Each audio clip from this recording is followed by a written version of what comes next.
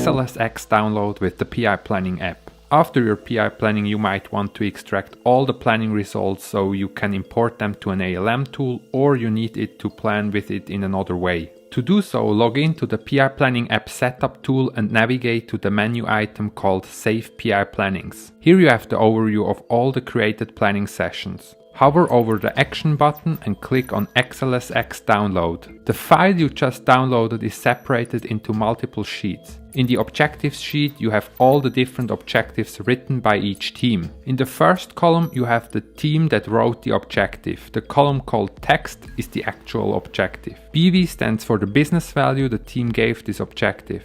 If it's a stretch objective, it says true in the last column. If it's not a stretch objective, it's false. Then you have for each team a separate sheet. The column sticky ID you can ignore. Text is the written text on the sticky. Story points, I guess, is self-explaining, and iteration shows in which iteration the sticky was planned. Last but not least, the column sticky type name. This represents what type of sticky it is, such as, for example, a user story, dependency, or risk. And that's all you need to know about XLSX download with the PI Planning app.